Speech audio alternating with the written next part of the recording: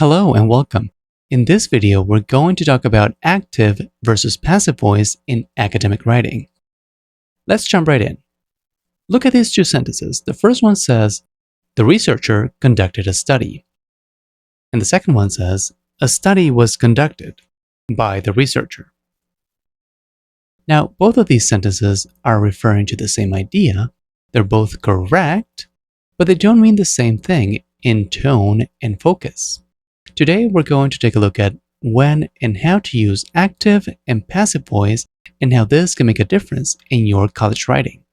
First, let's take a look at active voice. Now, active voice is strong and clear, and it follows this structure: subject, verb, object. So in a sentence like the first one, the subject performs the action, right?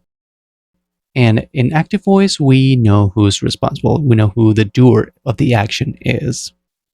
All right, so now, going back to the two sentences we're studying, which one do you think uses active voice? That's right, it's the first one. It's the researcher conducted a study.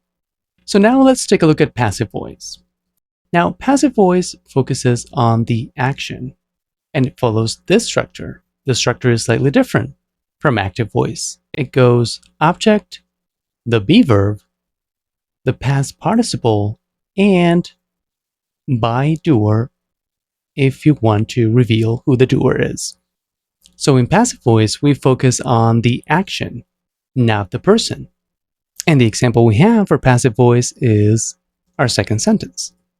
A study was conducted by the researcher. Now let's do some practice, shall we? I'm going to give you 3 sentences that use passive voice, and I want to ask you to turn them into active voice. Let's take a look. The first one says, the causes of economic inequality are explored in this article. The second one says, the importance of early intervention is highlighted in the study. And the third one says, the need for policy reform is emphasized in this essay. All right, so now feel free to pause the video, write down the answers in your notebook, and hit play when you're ready to check the answers. All right, ready? Here we go. Here are the answers. Number 1, this article explores the causes of economic inequality. Number 2, this study highlights the importance of early intervention. And number 3, this essay emphasizes the need for policy reform. There you go. So what's really the difference between active voice and passive voice? Well, active voice is clear and direct, and it's a very effective writing tool for that purpose. And passive voice hides responsibility if you don't mention who the doer is.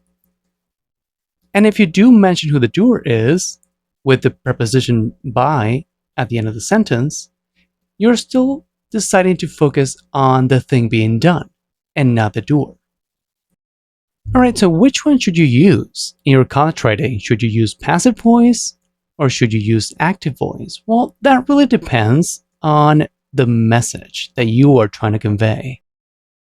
So, do you want to focus on the thing being done or do you want to focus on the doer? Which one is more relevant according to the message you are trying to transmit?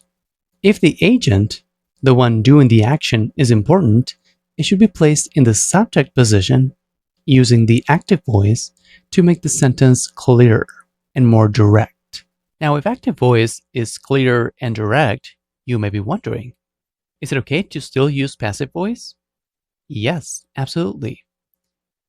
You can use passive voice when the doer or agent is not important. Another instance in which the use of passive voice is perfectly acceptable is when you don't know who the doer or agent is. If you don't know who the doer is, then you don't have a subject to use in subject position. Therefore, you don't have a choice but to use passive voice. Even though active voice makes your writing clearer, you don't have to avoid using passive voice, but you can be very intentional with it. Now let's go back one more time to our original sentences.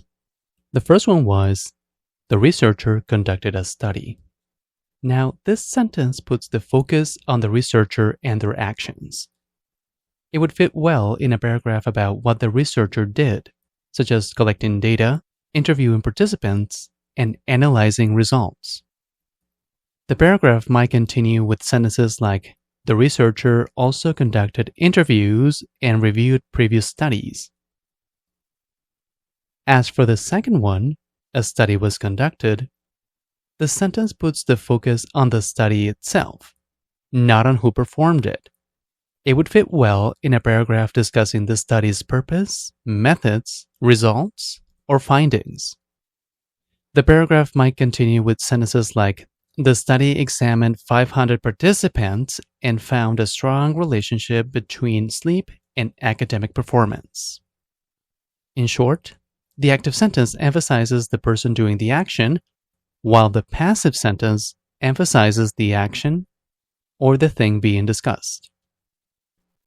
Bad writing uses passive voice and creates vague sentences, but good writing uses passive voice to help the reader focus on relevant information.